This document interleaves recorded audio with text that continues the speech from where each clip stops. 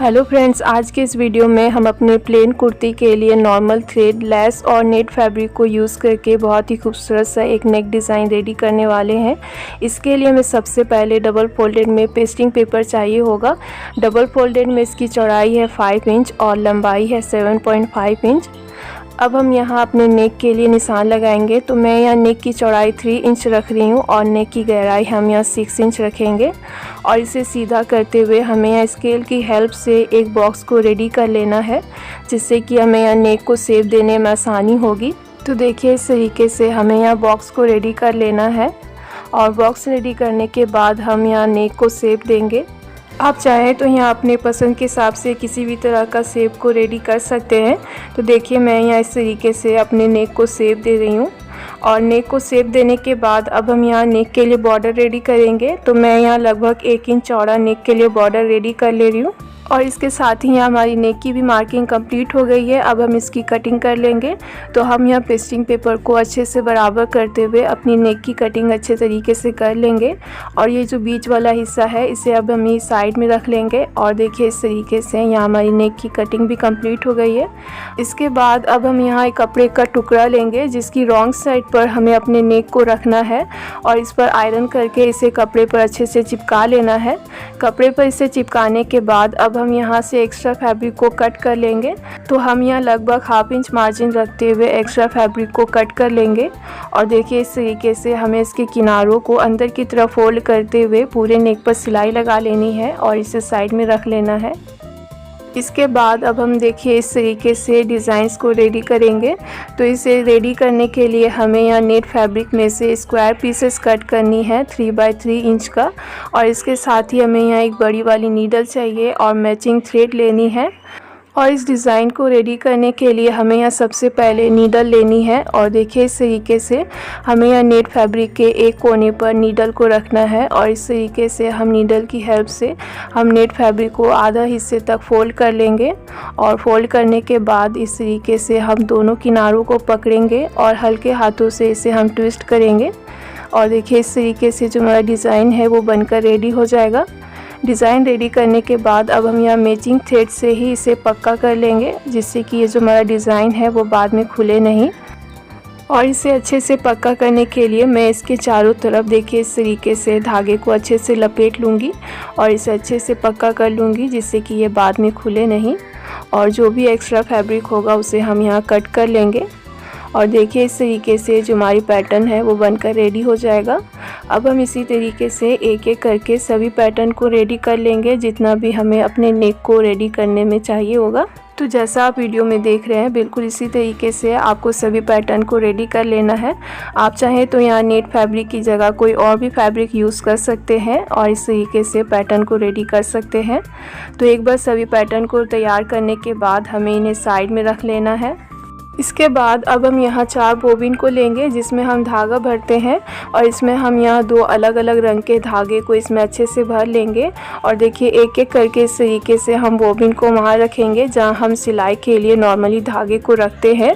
और चौथे वाले बोबिन को हम बोबिन केस के अंदर डालकर उसे मशीन में अच्छे से सेट कर लेंगे। और अब हम यहाँ सभी धागे को अच्छे से बराबर करते हुए इसे मशीन में सेट कर लेंगे, जैसा हम नॉर्मली धागे को सेट करते हैं। बस यहाँ जो स्प्रिंग जैसा दिख रहा है, इसे हम हल्का सा लूज़ कर लेंगे, जिससे कि जो हमारा धागा है वो आसानी से बाहर आ सके। और अब हम इसे नीडल में डालकर नीचे वाले धागे को ऊपर की तरफ ले आएंगे। और ये हमारी सिलाई लगाने के लिए बिल्कुल रेडी है। तो एक बार मैं आपको यहाँ अच्छे से दिखा देती हूँ कि आपको इस तरीके से धागे को अच्छे से सेट करना है। अब हम यहाँ अपने मेन कुर्ती को लेंगे। और यहाँ मैंने कुर्ती के रॉन्ग साइड पर देखिए इस तरीके से पेस्टिंग पेपर को पहले से ही चिपका लिया है। और यहाँ पेस्टिंग पेपर की लंबाई मैंने यहाँ 15 इंच रखी है और चौड़ाई मैंने यहाँ 6.5 इंच रखी है। अब हम यहाँ कुर्ती के राइट साइड की तरफ आ जाएंगे। और देखिए, इस तरीके से हम कुर्ती पर क्रीज बनाते हुए कुर्ती का सेंटर अच्छे से मार्क कर लेंगे। अब हमने जो नेक की कटिंग करते समय बीच वाला हिस्सा रखा था, उसे हम यहाँ कुर्ती पर रखेंगे। और देखिए, इस तरीके से बिल्कुल इसी के बराबर हमें यहाँ कुर्ती पर निशान लगा लेना है। तो मैं यहाँ चौक की मदद से अपनी कुर्ती पर बिल्कुल पेस्टिंग पेपर के साथ साथ ही इस पर अच्छे से निशान लगा लूँगी, जिससे कि जो हमारा नेक का शेप है वो कुर्ती पर अच्छे से ड्रॉ हो जाएगा। देखिए, कुछ इस तरीके से।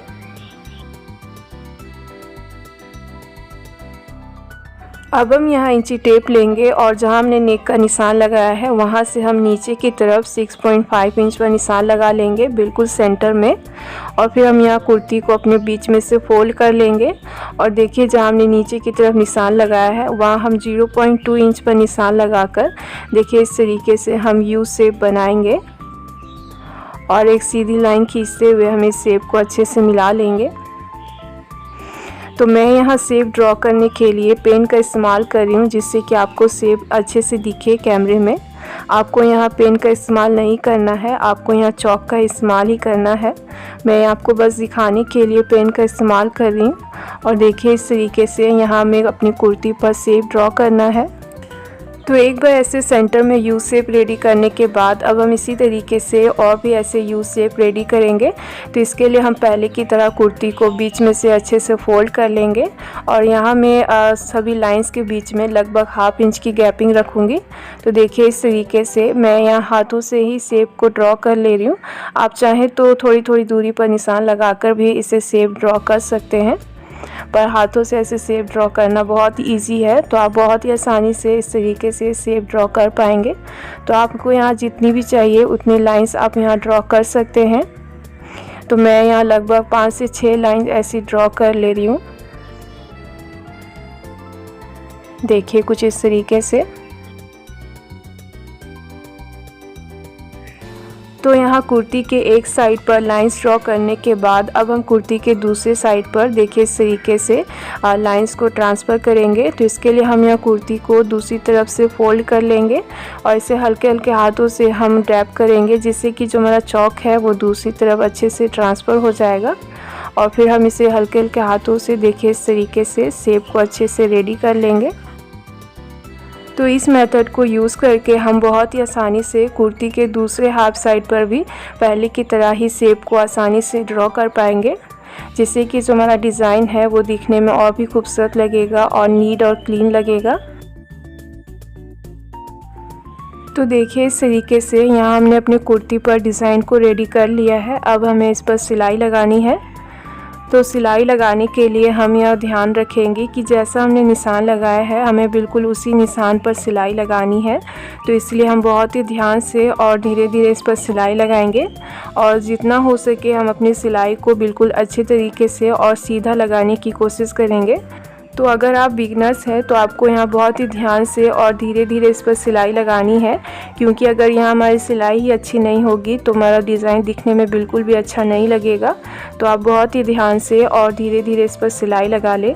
और मैंने जो यहाँ सिलाई लगाने के लिए 2 अलग अलग रंग के धागे को लिया है वो मैंने अपने लेस से मैचिंग करती हुई ली है जो हम आगे यूज़ करने वाले हैं। तो आप भी इस तरीके से अपने लेस से ही मैचिंग धागे को यूज़ कर सकते हैं या फिर आप अपने पसंद के हिसाब से किसी भी कलर का यहाँ धागा यूज़ कर सकते हैं सिलाई लगाने के लिए। और साथ साथ में हम ये भी ध्यान रखेंगे कि यहाँ हमने सिलाई लगाने के लिए नॉर्मल टाँके का इस्तेमाल किया है, ना ज़्यादा बड़ा और ना ही ज़्यादा छोटा। तो देखिए इस तरीके से मैंने यहाँ सभी लाइंस पर सिलाई लगा ली है और ये भी जो हमारा डिज़ाइन है वो भी कुछ इस तरीके से दिख रहा है। इसके बाद अब मैंने यहाँ वाइट और गोल्डन कलर कॉम्बिनेशन वाली पतली सी लेस ली है, जो कि हमने यहाँ जो सिलाइयाँ लगाई हैं उन सिलाइयों के बीच में जो गैपिंग है वहाँ हम अपनी लेस को रखेंगे और इन पर सिलाई लगाएंगे। और लेस पर यहाँ सिलाई लगाने के लिए हम यहाँ लेस से ही मैचिंग थ्रेड को लेंगे और लेस को हम हल्के हाथों से पकड़ते हुए इस पर सिलाई लगाएंगे। और अगर हम यहाँ लेस को खींचकर उस पर सिलाई लगाएंगे तो इससे हमारी नेक पर बल पड़ जाएगा और हमारा डिज़ाइन दिखने में बिल्कुल सही नहीं लगेगा। तो हम बिल्कुल हल्के हाथों से लेस को पकड़ते जाएंगे और उस पर सिलाई लगाते जाएंगे। और यहाँ लेस को लेते समय हम इस बात का ध्यान रखेंगे कि यहाँ जो हमारी लेस है वो थोड़ी सी पतली और स्ट्रेचेबल होनी चाहिए, जिससे कि जो हमारी लेस है वो इस तरीके से गोलाई में भी आसानी से स्टिच हो पाए। तो हम इन बातों को ध्यान में रखते हुए लेस को अच्छे से सिल लेंगे और जितनी भी बीच बीच में गैपिंग है वहाँ हम लेस को रखते जाएंगे और उस पर सिलाई लगाते जाएंगे। इस तरीके के पतली लेसेस मार्केट में बहुत ही कम रेट में और बहुत ही आसानी से मिल जाती है। इसमें बहुत सारी डिज़ाइंस भी अवेलेबल है मार्केट में, तो आप अपने पसंद के हिसाब से किसी भी तरह के लेस को इस्तेमाल कर सकते हैं और इस तरीके से लेस को अपने नेक के लिए यूज़ करके बहुत ही खूबसूरत सा डिज़ाइन रेडी कर सकते हैं। इस तरीके के लेसेस आपको नेक में एम्ब्रॉयडरी जैसा लुक देगा, जो कि आप आगे देखिएगा दिखने में बहुत ही खूबसूरत लगता है।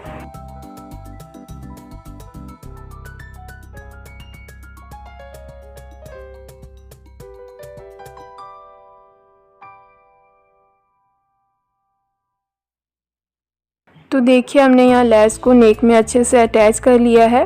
अब हमने जो यहाँ नेट फैब्रिक से पैटर्न को रेडी किया था, अब हम उसे लेंगे और यहाँ हमें देखिए इस तरीके से नेक पर लगभग ½ इंच की दूरी पर हमें यहाँ पैटर्न को रखना है और उस पर सिलाई लगानी है। तो हम इसी तरीके से एक एक करके अपने तैयार किए हुए पैटर्न को थोड़ी थोड़ी दूरी पर रखते जाएंगे और इस तरीके से उस पर सिलाई लगाते जाएंगे। अगर आप बिगनर्स हैं तो आप यहाँ पैटर्न को सिलने के लिए पहले की तरह जैसा हमने चौक से निशान लगाया था, बिल्कुल उसी तरीके से आप यहाँ शेप को ड्रॉ कर सकते हैं और फिर उसके बाद उस पर पैटर्न को रखकर उस पर सिलाई लगा सकते हैं। या फिर आप मेरी तरह इस तरीके से थोड़ी थोड़ी दूरी पर पैटर्न को रखते जाइएगा और उस पर सिलाई लगाते जाइएगा। इससे भी जो आपका शेप है वो बिल्कुल ख़राब नहीं होगा। तो जैसा कि आप वीडियो में देख रहे हैं, हमें इसी तरीके से अपने पूरे नेक पर थोड़ी थोड़ी दूरी पर अपने तैयार किए हुए पैटर्न को रखते जाना है और उस पर सिलाई लगाते जानी है।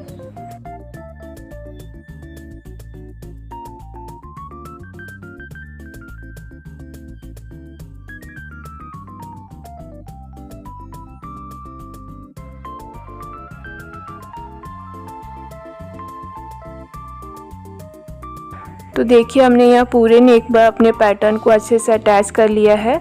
अब हम यहाँ दोबारा से अपनी लेस को लेंगे और देखिए इस तरीके से हमें अपनी लेस को पैटर्न पर रखना है कि जिससे जो हमारा पैटर्न का लीव वाला हिस्सा है वो आगे की तरफ दिखे और जो धागा से हमने उसके किनारों को बांधा था वो यहाँ लेस से छिप जानी चाहिए।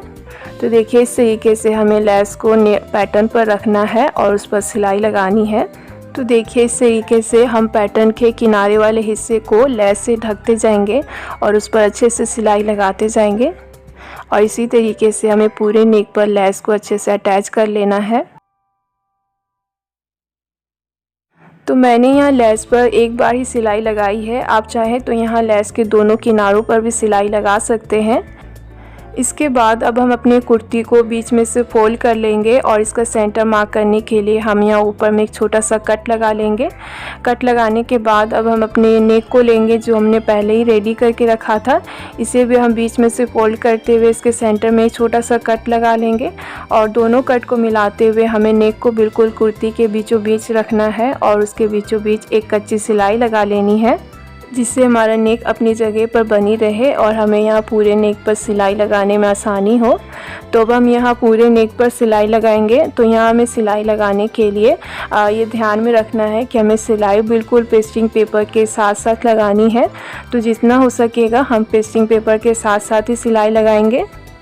और देखिए इस तरीके से हमें अपने पूरे नेक पर सिलाई लगा लेनी है। सिलाई लगाने के बाद अब हम यहाँ से बीच वाले फैब्रिक को कट कर लेंगे। तो हम यहाँ लगभग ½ इंच मार्जिन रखते हुए एक्स्ट्रा फैब्रिक को कट कर लेंगे और एक्स्ट्रा फैब्रिक को कट करने के बाद अब हम यहाँ देखिए इस तरीके से कोनों में और गोलाई में ऐसे छोटे छोटे कट लगा लेंगे, जिससे कि हमें यहाँ नेक को पलटने में आसानी हो। और देखिए इस तरीके से हमें यहाँ नेक को रॉन्ग साइड की तरफ पलट देना है। तो ऐसे हम धीरे धीरे नेक को रॉन्ग साइड की तरफ पलटते जाएंगे और एक बार इसे अच्छे से पलटने के बाद हमें इस पर आयरन कर लेना है ताकि जो इसकी सिलाई है वो सही तरीके से बैठ जाए। इस पर आयरन करने के बाद अब हमें यहाँ देखिए पीछे की तरफ हाथों से हेम कर लेना है और इसके साथ ही जो हमारा नेक डिज़ाइन है वो लगभग बनकर कंप्लीट हो जाएगा। अब मैं यहाँ नेक के सेंटर में देखिए इस तरीके से पर लगाकर नेक को पूरी तरह से कंप्लीट कर लूँगी और बनने के बाद ये जो हमारा नेक डिज़ाइन है वो इस तरीके से दिखेगा।